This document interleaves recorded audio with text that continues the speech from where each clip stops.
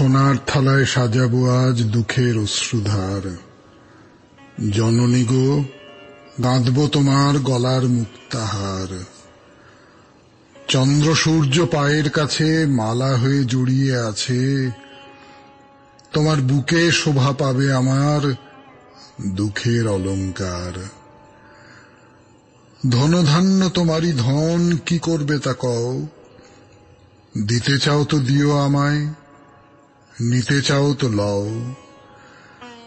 দুঃখ আমার ঘরের জিনিস, খাঁটি রতন তুই তো চিনিস। তোর প্রসাদ দিয়ে তারে কিনিস এ মোর অহংকার। তোমার সোনার থালায় সাজাবো আজ দুঃখের অশ্রুধার। সৌমিত্র বসুর কথা শুরু হলো 92.7 বিগ এফএম এ শরণাগত অনুষ্ঠানে। এখন বিশুদ্ধ সিদ্ধান্ত মতে আজকের দিনটার কথা বলি। আজকে মঙ্গলবার 17 জ্যৈষ্ঠ 1428, ইংরেজির 1 জুন 2021, জুন মাসের প্রথম দিন আজকে। তিথি বৈশাখ, কৃষ্ণপক্ষ সপ্তমী, নক্ষত্র ধনিষ্ঠা। সূর্যোদয়ের সময় ভোর 4:55 হয়ে 34 সেকেন্ড। সূর্য অস্ত যাওয়ার সময় সন্ধে 6:13 হয়ে 2 সেকেন্ড। আজকে জন্মে কুম্ভ রাশি, শূদ্রবর্ণ, মতান্তরে বৈশ্যবর্ণ দেবারিগণ। প্রথম ভারতীয় আইসিএস সত্যেন্দ্রনাথ ঠাকুরের জন্মদিন আজকে। তার জন্ম হয়েছিল 1842 খ্রিস্টাব্দে। 1926 খ্রিস্টাব্দে হলিউডের প্রখ্যাত চলচ্চিত্রাভিনেত্রী, আমরা সবাই তার নাম জানি, মেরিলিন মনরো জন্মগ্রহণ করেন। 1968 খ্রিস্টাব্দে সেই বিখ্যাত মানুষ, তাকে নিয়ে আমরা হে মহাজীবনে একটি অনুষ্ঠান করেছিলাম। হেলেন কেলার, অন্ধ বধির লেখিকা, প্রতিবন্ধীদের শিক্ষা লাভের জন্য তিনি প্রচুর চেষ্টা করেছেন। সেই হেলেন কেলার প্রয়াত হয়েছিলেন আজকের তারিখে 1968 খ্রিস্টাব্দে। 1842 খ্রিস্টাব্দে ডেভিড হেয়ার প্রয়াত হয়েছিলেন আজকের তারিখে। আমাদের হোয়াটসঅ্যাপে চিঠি পাঠাবার নাম্বার 9831922927, চিঠির গোড়ায় SG লিখতে হবে, এটা আপনারা জানেন। আর আমাদের যে ফেসবুকে পাতাটি আছে সেই পাতাটির নাম হচ্ছে শরণাগত সৌমিত্র, SHARANAGATA শরণাগত, SOUMITRA সৌমিত্র। এই শরণাগত সৌমিত্র পাতায় আমি প্রত্যেক দিন রাত্রি 9:30টার সময় লাইভে আপনাদের সামনে উপস্থিত হই। আপনাদের সঙ্গে কথাবার্তা, গল্পগুজব ইত্যাদি ইত্যাদি হয়। এক দিন হয়তো মাঝখানে বাদ পড়ে যেতেও পারে, কিন্তু সাধারণভাবে রোজই দেখা সাক্ষাৎ হয় আপনাদের সঙ্গে আমাদের। তার বাইরে আর একটা কথাও বলবার আছে, যদিও সেটা বিগ এফএম এর উদ্যোগ নয়। সেটা হচ্ছে যে শরণাগতের যারা শ্রোতা, তারা সকলে মিলে একটা হোয়াটসঅ্যাপ গ্রুপ করেছেন শরণাগত সৌমিত্র পরিবার নামে। সেই হোয়াটসঅ্যাপ গ্রুপের এখন নানান রকমের কাজকর্ম হচ্ছে। কদিন আগেই রবীন্দ্র জয়ন্তী হলো, নজরুল জয়ন্তী হলো। আপনারা যদি ইচ্ছে করেন সেই হোয়াটসঅ্যাপ গ্রুপে যোগ দিতে পারেন। শুধু সেক্ষেত্রে শরণাগত সৌমিত্র অনুষ্ঠানে রাত্রি 9:30টার সময় এসে আপনার ফোন নাম্বারটা ওদের একটু দিতে হবে, ওরা বাদবাকি কাজটা করে দেবেন। তাহলে এবার একটু গান শুনি। গানের পর আজকের দিনের যে বৈশিষ্ট্য, বিশেষ দিন আজকে, সেটা কোন দিক থেকে তা বলবো। আর বলবো আজকের অনুষ্ঠানের সূচি, কি কি অনুষ্ঠান আছে আজকে। কিন্তু তার আগে তো গান শুনতে হবে। 92.7 বিগ এফএম এ শরণাগত অনুষ্ঠানে আমি আপনাদের সৌমিত্র বসু। জিজ্ঞেস করি এই 92.7 বিগ এফএম এ শরণাগত অনুষ্ঠানে যে পৃথিবীতে সবচেয়ে অত্যাচারিত কারা এবং সেই একই সঙ্গে সবচেয়ে পরাধীন কারা, যাদের নিজেদের মতামত, ইচ্ছে অনিচ্ছে কোনো কিছুকে কোনো রকম পাত্তা দেওয়া হয় না। আপনারা নানান রকম সমস্ত হাতড়ে হাতড়ে বার করবার চেষ্টা করবেন, নানান দেশের মানুষের কথা, নানান জাতির মানুষের কথা। হয়তো আমি জানি যে এর জবাবটা অনেকেই দিতে পারবেন না, কেননা তারা যে অত্যাচারিত সেটা তারা যদি বা একরকম করে জানে আপনি যে তার উপর অত্যাচার করেন সেটা আপনি কিন্তু খেয়াল রাখেন না, মানে যাকে ইংরেজিতে সফট টার্গেট বলে, তারা হলো তাই। খুব সহজে তাদের উপর হামলা চালানো যায় এবং তার কোনো প্রতিবিধান করবার কোনো দরকার হয় না। তারা হলো শিশু, শিশু, বাচ্চা ছেলে বাচ্চা মেয়ে। মানুষ করার নামে, আগলে রাখার নামে, শাসন করার নামে, ভালো করার নামে আমরা বড়রা তাদের উপর প্রচুর অত্যাচার করি। আজ international day for protection of children, এটা women's international democratic federation in Moscow থেকে এই দিনটা ঘোষণা করা হয়েছে। মেয়েদের চোখে শিশু যারা, তাদের নিরাপত্তার কথা বলা হয়েছে এখানে। আজকের দিন থেকে অন্তত আপনার বাড়ির বাচ্চাটিকে তার মতো করে খানিকটা যদি চলতে দেন, পুরোটা হয়তো দেওয়া যাবে না, কিন্তু খানিকটা তার ইচ্ছা অনিচ্ছেকে যদি মর্যাদা দেওয়া যায় তাহলে হয়তো তার পক্ষে ভালো হয়। এরপরে বলি আমাদের আজকের অনুষ্ঠান সূচি। প্রথমে পুরাণ চিরন্তন। পুরাণ চিরন্তনে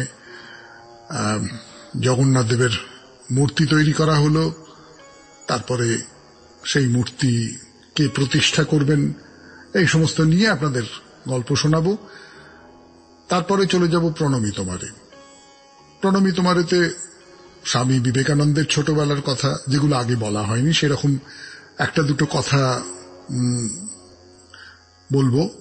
বিশ্বনাথ দত্তের কথা শুরু করেছিলাম, তার সম্পর্কে আর দু একটা কথা বলবো। তার যে ধরন ধারণ তাই নিয়ে কথা বলবো, তার স্বভাব নিয়ে কথা বলবো। এবং আরেকজন মানুষ, ঠাকুর শ্রী রামকৃষ্ণ পরমহংসদেব ছাড়া আরেকজন মানুষ সম্পর্কে স্বামী বিবেকানন্দের গভীর শ্রদ্ধা ছিল, গভীর শ্রদ্ধা, তাই নিয়েও কথা বলবো। তারপরে আমরা চলে যাব হে মহাজীবনে।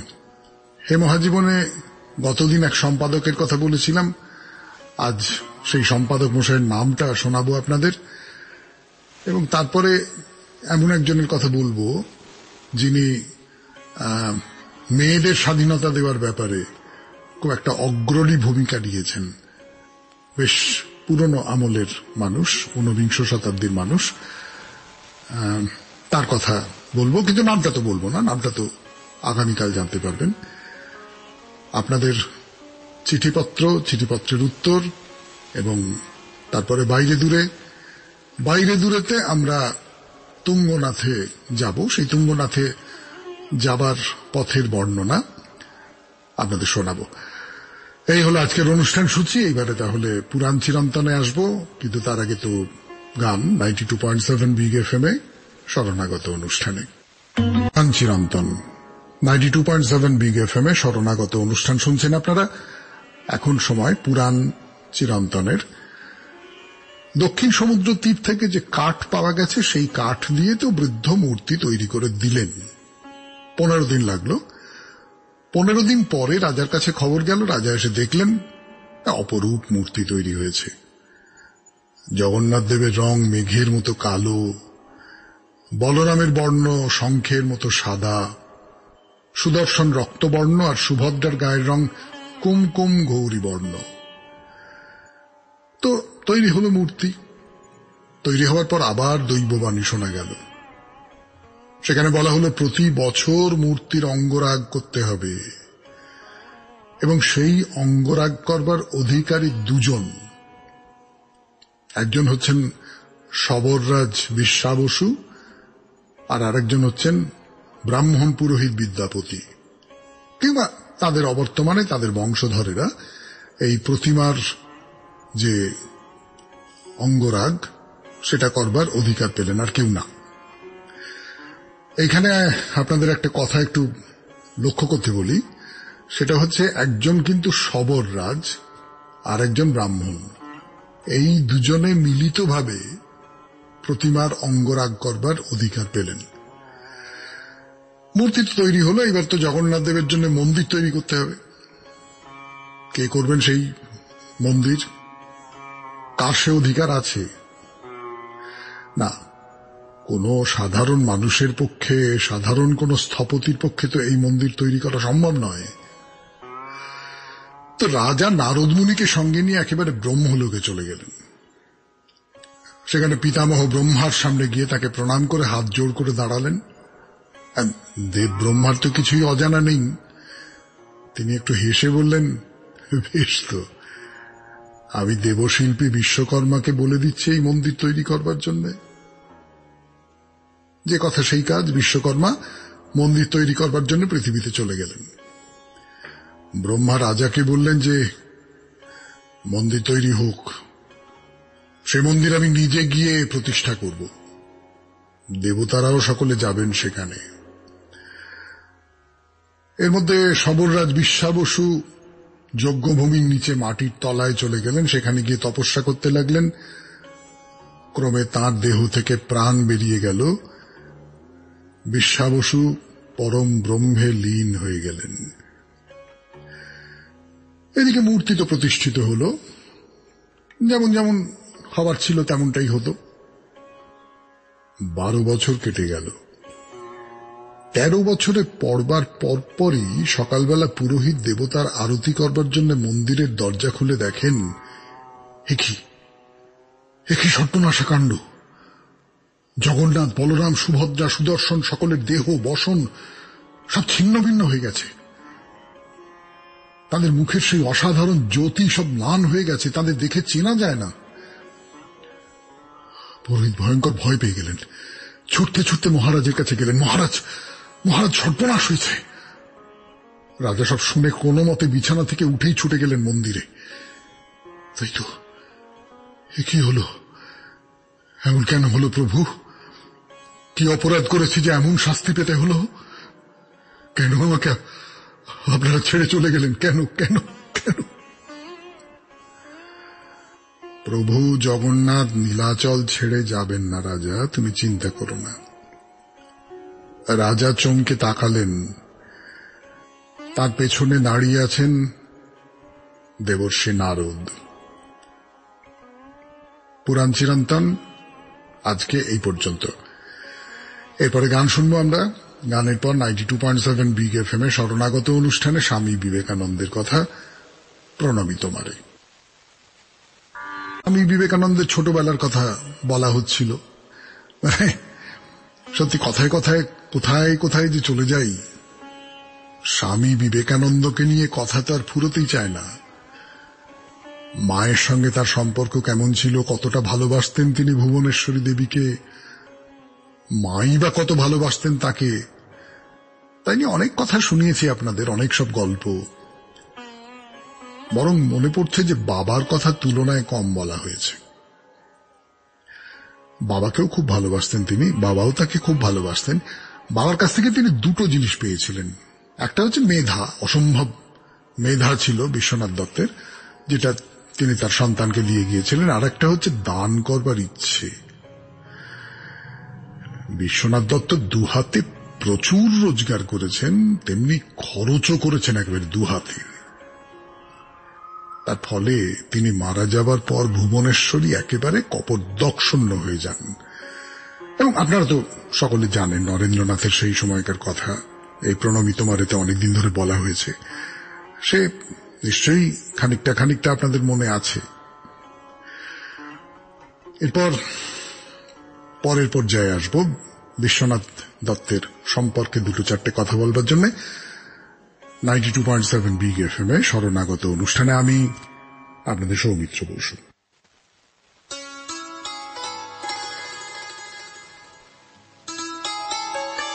যে কথা বলছিলাম 92.7 বিগ এফএম এ শরণাগত অনুষ্ঠানে, যে বিশ্বনাথ দত্ত স্বামী বিবেকানন্দের বাবা দান করবার সময় কোনো বিচার করতেন না।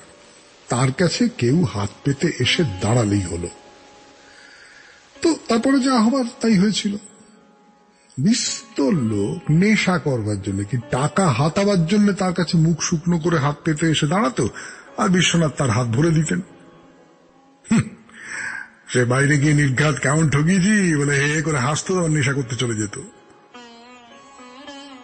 বিশ্বনাথ যে জানতেন না তা তো নয়, অমন বুদ্ধিমান মানুষ। কিন্তু তার যুক্তি ছিল আলাদা। তিনি বলতেন, দেখো বাপু, সংসারটা তো দুঃখ কষ্টে ভরা, তো আমার কাছ থেকে টাকা নিয়ে মানুষ যদি একটু সেসব ভুলে থাকার রসদ পায় তাতে ক্ষতি কি? এই দান নিয়ে একটা কথা বলি আপনাদের। সত্যি কথা বলতে কি, এই ঘটনাটার কথা পড়ে না আমার চোখে জল চলে এসেছিল। তার এই খরচে স্বভাবের কথা তুলে একদিন নরেন, মানে আমাদের স্বামীজি, তাকে বলেছিলেন, বাবা আপনি আমার জন্য কি রেখে যাচ্ছেন? বিশ্বনাথ মুখ তুলে বলেছিলেন, তোর জন্যে? যা আয়নার সামনে গিয়ে একবার দাঁড়া, বুঝবি তোর জন্য আমি কি রেখে যাচ্ছি। ঠিক, ঠিকই তো।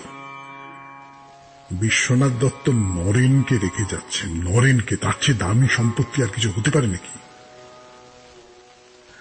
আচ্ছা বলুন তো, কোন বাপ এমন করে ছেলেকে ভালোবাসতে পারে এতটাই আত্মবিশ্বাস নিয়ে?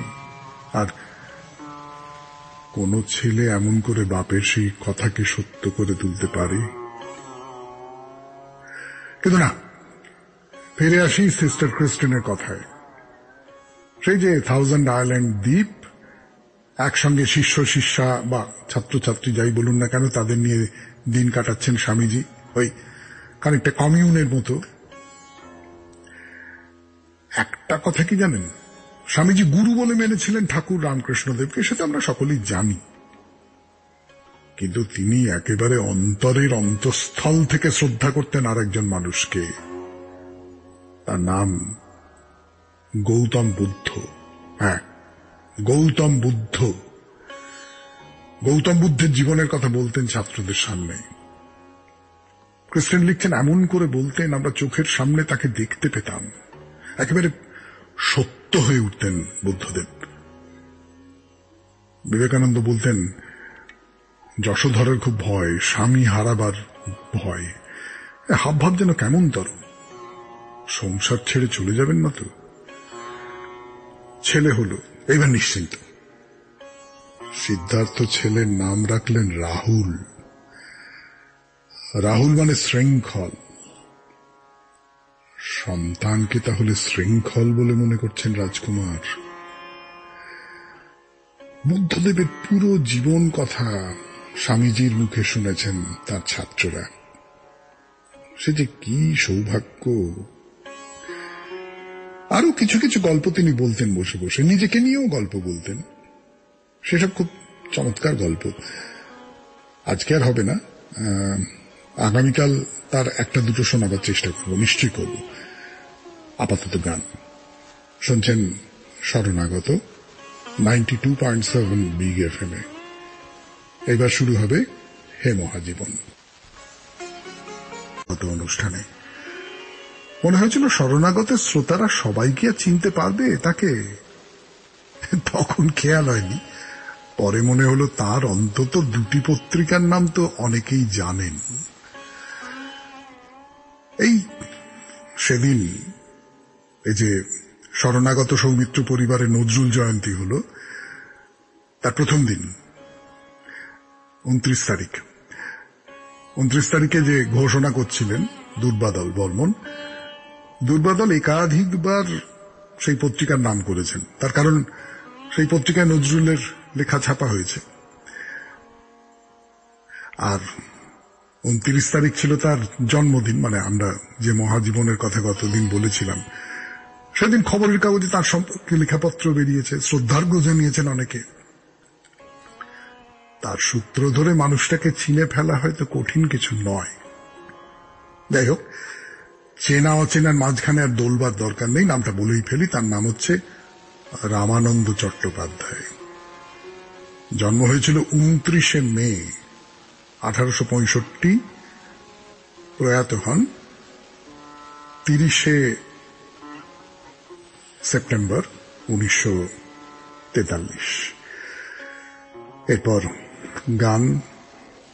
গানের পর নতুন একজন মহাজীবনের কথা 92.7 বিগ এফএম এ শুনছেন শরণাগত।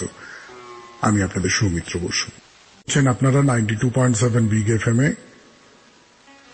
এখন হে মহাজীবনের দ্বিতীয় পর্ব, অর্থাৎ নতুন একজনের কথা। তার নামটা বলবো আগামীকাল। এইটাই আমাদের খেলার নিয়ম। রবীন্দ্রনাথের ঘরে বাইরে মনে আছে আপনাদের? তাতে নিখিলেশ বিমলাকে বলেছিল, আমি চাই বাইরের মধ্যে তুমি আমাকে পাও, আমি তোমাকে পাই। ওইখানে আমাদের চেনা জানাটা বাকি থেকে গেছে।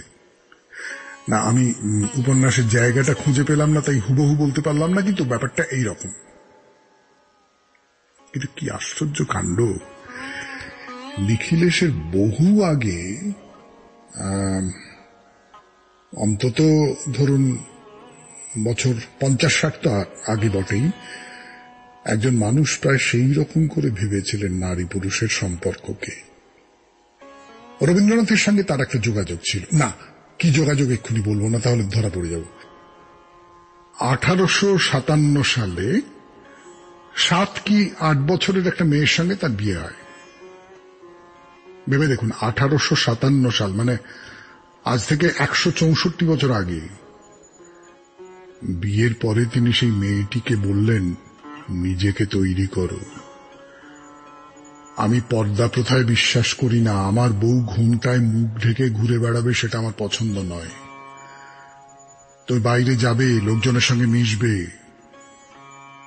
অর্থাৎ বাড়ির বউকে অন্তঃপুরের মধ্যে আটকে রাখার যে চল ছিল তখন, এমনকি তাদের আধুনিক বাড়িতেও, তার থেকে বার করে নিজের স্ত্রীকে বাইরের পৃথিবীতে নিয়ে এলেন। আসলে বিলেত গিয়েছিলেন তো, সেখানে নারী পুরুষের সহজ মেলামেশা দেখে তার খুব ভালো লেগেছিল। কিন্তু এই যে পর্দা তুলে দেওয়া, এই কাজটা খুব সহজে তো হয়নি। হতে যে পেরেছিল তার একটা কারণ, তিনি একজন জবরদস্ত মানুষ, এদেশের প্রথম ICS, অসাধারণ বিদ্যা, নানান বিষয়ে প্রবন্ধ লেখেন, সাহিত্যে গভীর অধিকার, নিজে নাটকের অনুবাদ করেছেন, ভ্রমণ কাহিনী লিখেছেন, সব মিলিয়ে একজন একবারে ঝলমলে পুরুষ। তার পরিবার থেকে আপত্তি না ওঠার আর একটা কারণ হতে পারে, তিনি তো বিয়ের পর স্ত্রীকে নিয়ে বোম্বাই চলে গিয়েছিলেন। সেখানে স্ত্রী স্বাধীনতা বলতে যেটা বোঝায়, স্ত্রীকে সেই পরিসরটা দিয়েছিলেন। ফিরে সে অবস্থা দেখে তো হই হই পড়ে গেল। কিরকম অবস্থা? একটা ঘটনার কথা বলি। গভর্নমেন্ট হাউস, মানে এখন যেটাকে রাজভবন বলে, সেইখানে একটা নিমন্ত্রণে স্ত্রীকে নিয়ে তিনি গেলেন নিমন্ত্রণ রক্ষা করতে। স্ত্রী ছিলেন সেখানে একমাত্র বাঙালি মহিলা। তার কারণ, কোন বাঙালি মহিলা পুরুষদের সঙ্গে কোন একটা পার্টিতে গেছেন, এটা তো তখন কল্পনা করতেও তারও অতীত একটা কিছু আর কি ব্যাপার। মানে তাদের এক জ্ঞাতি, তিনি তো এই দৃশ্য দেখে দুহাতে চোখ ঢেকে সেখান থেকে পালিয়ে এলেন। না, এ কথা বলতেই হবে, স্ত্রীটি ওই স্বামী বলছেন বলে চোখ কান বুঝে তার কথা শোনেননি। তিনিও তার স্বামীর শিক্ষায় সত্যি সত্যি স্বাধীন হয়ে উঠেছিলেন। এই যে আপনারা শাড়ি পরেন, এই শাড়ি পরার কায়দাটা কিন্তু এই স্ত্রী নিয়ে এসেছিলেন আমাদের বাংলায়, পার্সি মহিলাদের দেখা দেখি। বা ধরুন, ছোটদের জন্মদিন পালনের কোনো রেওয়াজ আগে ছিল না, এই স্ত্রীটি সেই প্রথা চালু করেন। হ্যাঁ, নিশ্চয়ই বিলেত থেকে নেওয়া সাহেবী কেতা, কিন্তু বলতে পারবেন কেতাগুলো খারাপ? এই যে দম্পতি, স্বামী স্ত্রী, এদের নাম তো আজকে বলা যাবে না, বলবো আগামীকাল 92.7 বিগ FM এ শরণাগত অনুষ্ঠানে হে মহাজীবন পর্বে। আপাতত গানের পর আপনাদের চিঠিপত্রের উত্তর। চিঠিগুলো পড়তে খুব ভালো লাগে, তার কারণ খুব সত্যি খুব সুন্দর সুন্দর চমৎকার চমৎকার চিঠি আসছে এখানে। কেউ কেউ একটু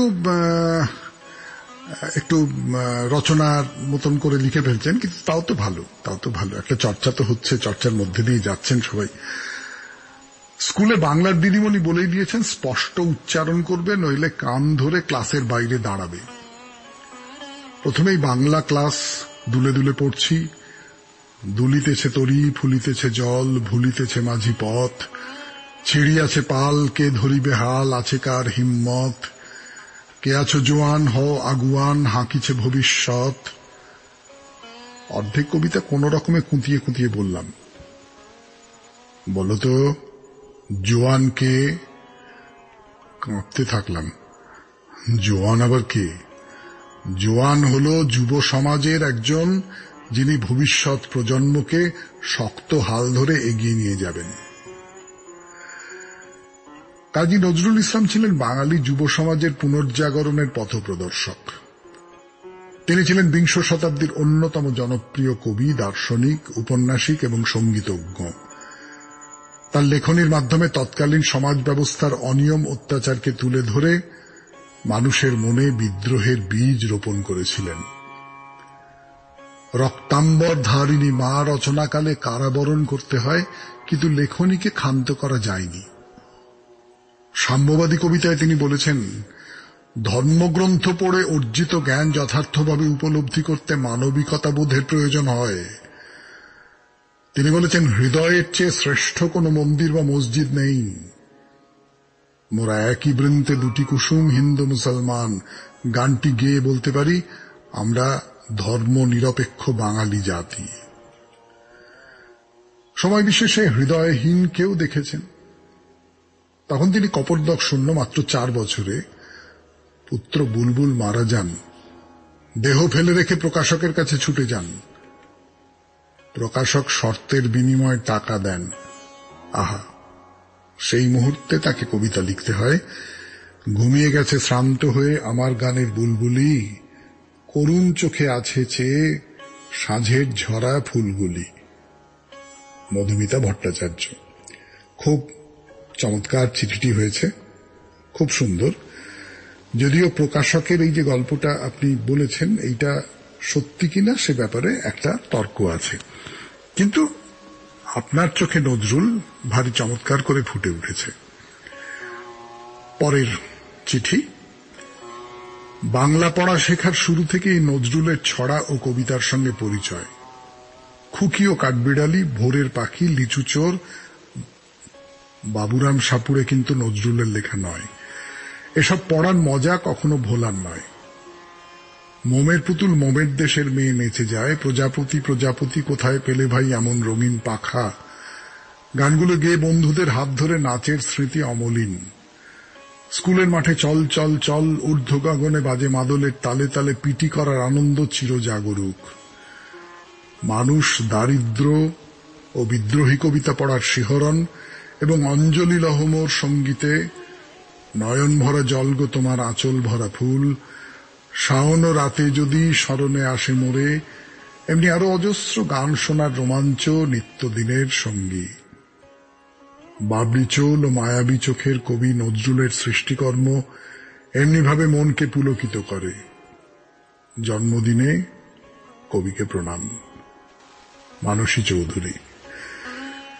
ধন্যবাদ মানসী দেবী, সুন্দর হয়েছে চিঠিটা। একেবারেই একটা বাচ্চা মেয়ে বা ছেলে যাই হোক না কেন, তার চোখে নজরুল কিরকম থেকে আরম্ভ করে একেবারে পরিণত বয়সের একজন মানুষের কাছে নজরুল কিরকম, খুব ছোট্ট করে একটা দুটো রেখায় আপনি সেটা ধরে দিয়েছেন। আপনাকে ধন্যবাদ। চিঠিপত্র এখানেই শেষ। এরপর 92.7 বিগ এফএম এর শরণাগত অনুষ্ঠানে আমি সৌমিত্র বসু আপনাদের নিয়ে যাব পাহাড়ে। চলুন পাহাড়ে এসেছি আমরা। 92.7 বিগ এফএম এর শরণাগত অনুষ্ঠানের শ্রোতারা আর আমি আপনাদের সঙ্গে আছি, আপনাদের সৌমিত্র বসু। সুইজারল্যান্ড বললেই কোন কথাটা মনের মধ্যে ভেসে ওঠে বলুন তো? অপূর্ব সুন্দর স্বর্গ, পৃথিবীর বাইরে। যারা জায়গাটা দেখে এসেছেন বা ছবি টবি দেখেছেন তারা মোটামুটি এই ধরনের কথাই বলে থাকেন। একটা কথা শুরুতেই জানিয়ে রাখি, তুঙ্গনাথে যাবার জন্য যেখান থেকে আপনাকে যাত্রা শুরু করতে হবে, হরিদ্বার থেকে সেইখানে যেতে হবে, সেখান থেকে শুরু করতে হবে, সেই জায়গাটার নাম হচ্ছে চোপতা। এই চোপতাকে বলা হয় মিনি সুইজারল্যান্ড। প্রকৃতির সৌন্দর্যকেও যদি দেবতার মহিমার প্রকাশ বলে মনে করেন, তাহলে চোপটা থেকেই আপনার দেবদর্শন শুরু হয়ে গেল। আমি একবারে হাত তুলে মাপ চেয়ে নিচ্ছি, এই জায়গার বর্ণনা করবার সাধ্য আমার নেই। নীল আকাশ, সবুজে সবুজ পাহাড়ি বনভূমি, আশপাশে বরফ মাখা পাহাড়, স্বর্গ খুঁজতে আর কোথাও যাবার দরকারই নেই। এই চোপটায় নাম রেজিস্ট্রি করিয়ে চলুন পৃথিবীর উচ্চতম শিব মন্দিরের দিকে রওনা হই, তুঙ্গনাথ। শুনছেন শরণাগত 92.7 বিগ FM এ। এরপর আরেকটি পর্যায়, তারপরেই শরণাগত শেষ হবে গানের পর। চোপটার কথা বললাম আপনাদের, বললাম মিনি সুইজারল্যান্ডের কথা 92.7 বিগ FM এ শরণাগত অনুষ্ঠানে। এখন বাইরে দূরে, কিন্তু চোপটায় বসে থাকলে তো চলবে না, তুঙ্গনাথের উদ্দেশ্যে রওনা হতে হবে। তুঙ্গনাথ যাবার একটা গেট আছে, এই সিঁড়ি দিয়ে 7-8 ধাপ উঠে গোলাপি রঙের একটা তোরণ, মাথার উপরে তার পতাকা আর চূড়া লাগানো, ঘন্টা ঝুলছে। পাহাড়ি মন্দিরের সামনে এসে ঘন্টা ধরে নেড়ে দিতে কি ভালো লাগে না? মনে হয় আওয়াজটা যেন পাশের জঙ্গল আকাশ পার হয়ে অনন্তে মিশে গেল। তাহলে চলুন তুঙ্গনাথে। না, খুব বেশি দূরে নয়, 3.5 কিলোমিটারের মতো রাস্তা। ফলে ধীরে সুস্থে দুপুরের খাবার খেয়ে নিয়ে মোটামুটি 12টার মধ্যে বেরিয়ে পড়াই ভালো। তবে মনে করিয়ে দিই, পাহাড়ি রাস্তা কিন্তু, তবে এই ভরসাটাও দিচ্ছি রাস্তা খুব ভালো, একেবারে দুর্গম নয়। খুব কষ্ট হবার কোনো কারণ নেই যদি শরীর মোটামুটি দেখতে দেখতে যাওয়াই তো ভালো। গোড়ার দিকে অল্প একটু চড়াই, একদিকে পাহাড় উঠে গেছে, অন্যদিকে নেমে গেছে খাদ। বড় বড় গাছ ছায়া ফেলে রেখেছে পথের ওপর, আপনার কষ্ট যাতে না হয় তার জন্য। আরো একটি উঠে এলেন, আকাশ তো পরিষ্কার। ডান দিকে তাকিয়ে দেখুন, অথবা আপনাকে কথা বলার কোনো মানে হয় না, কারণ আপনার চোখ আপনার থেকেই চলে যাবে সেই দিকে। 10খানা বরফের চূড়া তাকিয়ে আছে আপনার দিকে। কি ভেতরে কেমন একটা কাঁপুনি ধরে যাচ্ছে না? পাহাড়ের প্রত্যেকটা খাঁজ, প্রত্যেকটা চূড়া একেবারে দূরবীনের ভেতর দিয়ে দেখবার মতন পরিষ্কার। ওই দেখুন, সবচেয়ে বাঁদিকে কেদারনাথ, তারপর কেদার ডোম, সুমের, খরচাকুণ্ড, ভাগীরথী, মন্দানি, জানুকুট, আর তারপর চৌখাম্বা পাহাড়ের পরপর 4টে চূড়া। হিমালয় তার রাজার ঐশ্বর্য নিয়ে ডেকে নিল আমাকে, আপনাকে। কি আশ্চর্য! পাহাড়ের ওই চূড়োগুলো জুড়েই রোদ ঝকঝকাচ্ছে, আর তার নিচের পাহাড়গুলোর বনে বনে ছায়া ঘনাচ্ছে তখন। তার ফলে বরফের সাদা যেন আরো ধারালো হয়ে উঠেছে। খানিকক্ষণ তো তাকিয়ে দেখতেই হবে, তারপরে চলুন রওনা হই, আরো খাড়াই। এইবার খানিকটা যাওয়ার পর কিন্তু একটু দমের কষ্ট হতে পারে, মানে এতটা উপরে এসেছেন তো অক্সিজেন একটু কম লাগতেই পারে। ব্যাস, যাত্রা শেষ। এসে পড়েছেন তুঙ্গনাথ মন্দিরে।